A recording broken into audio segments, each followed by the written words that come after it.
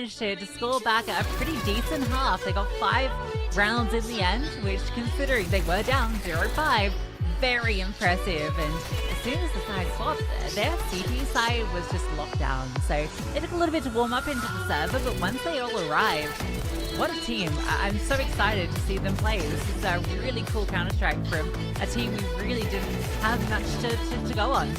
Yeah, no, you're absolutely spot on. And it's good to see as well that old core still kind of, holding down the fort as well. Right? Last time they played an official on HMTV at the very least was WSG Asia Pacific Finals. That was 2018. So I haven't really been, at least on the kind of grandiose international scale since. And they could be going towards a LAN at this rate. Only one map away, which would be absolutely sick. You know, just take a 6-year break and then come back right into it. Crisp as all hell. I gotta commend it. Yeah, because Universe was kind of that second player who's really stepping up, and she was part of that team from 6 years ago. So for her to come back and to be putting up, this sort of firepower. Not that she's like old hat or anything. She's 30. Nothing. That's probably not doing as far as Counter-Strike goes. I say this as a 32-year-old it's not possible.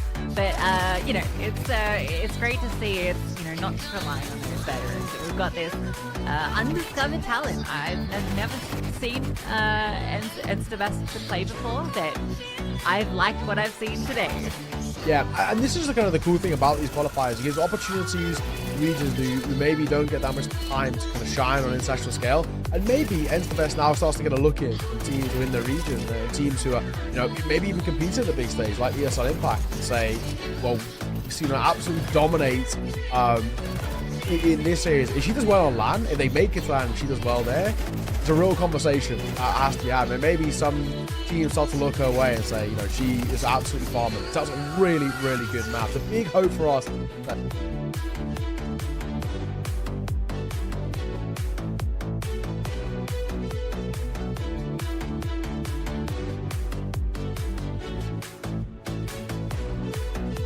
Eventually even talk about that 2-0, but it's not to be. Our third FAP and decider needed in this series. And we'll be heading towards Anubis. Before we do that, we'll take a look through some of the highlights of what started. This is the thing with this game. It was so back and forth. There was these periods where Vietnam looked very good. Then Malaysia took control, snowballed quite well. Vietnam found that form once again. It was so back and forth that it was so difficult to call. But I think Malaysia, in a similar fashion to kind of what Vietnam had in map number 1, they recovered well. They didn't look really out in this game all too much for a while. They started to make it competitive when the guns came out, and then thankfully we were able to see off the half and then spiral quite positively off the back of the 2.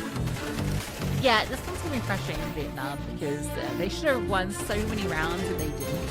And when it comes down to what, 4 rounds at the end, that's devastating, because I think there was at least 6 or 7 rounds that came down to either a 1vx being won out by Malaysia or just a missed opportunity. One kill doesn't get confirmed or one spot that doesn't get cleared, and that's enough for Malaysia to capitalize. And all credit to Malaysia for being able to capitalize on all of those small individual mistakes and to win out the clutches, because that's what got them over in the end, because the individuals still look good from Vietnam.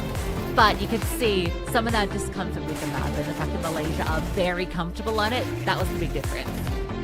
Yeah, and I think, kind of following from that point, when you look towards our decider, Anubis, it makes me question who is actually going to be the most comfortable with it. It's still a map in which is relatively new in kind of consideration. It still has these gimmicks about it, still has these new things that come up, these strats and the way you like to approach it. I look at it on the side and say, who's actually going to be the one to just find that comfort, that level where they know that they can play out. Both sides, at least we know it.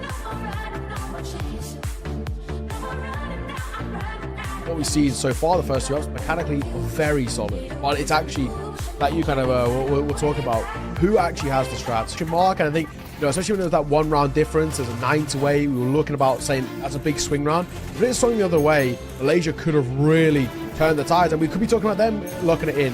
What an important round, and a couple of low buy rounds as well, Vietnam, where they're coming in with Galils or Mac 10s, and they're probably not percentage-wise in their favor, made them stick, and that absolutely turned the tide. I said I was always going to wait for Vietnam on that T side. It looked like where they did throughout the series, one of their best work. They looked scarier. They were very good at changing up tempos. The mid to late round wasn't bad either. This is a side who I'm excited to see on LAN now. Maybe came in towards the series, at least in our eyes, as bit of an underdog, but they've proven us as a really solid side. But actually, you know, especially those 3 maps, a relatively decent map pool as well. They can clear that Inferno a little bit. They could go towards LAN with a lot of confidence. Yeah, no, absolutely. I was impressed by all 3 maps from them, to be honest. And I think the CT side in particular was enough. The 6 rounds, you know, it could have even been more, but the 6 they got felt really good. And they were showing those signs that I was mentioning in the pre-map about, you know, that proactivity, you know, being able to take that space, not being afraid to fight canals, to fight out A main, to fight out B main. They were showing that they were willing to do that, and that's what separated them here, because it felt like for Malaysia, their CT side didn't have those moments. There was a couple of times where they wanted to go for the A aggression. The first time they get scuppered by a smoke. The second time they don't clear that close angle. So both times it doesn't work out, and that was the only real proactive. One more kill will do it, and they're in. Take down Malaysia, and they will be going through to Chengdu, which ultimately was the big difference between these 2 teams. Yeah, absolutely. Universe 21 kills, 22, and ends the best with 19. Not about sharing from the top 3 there.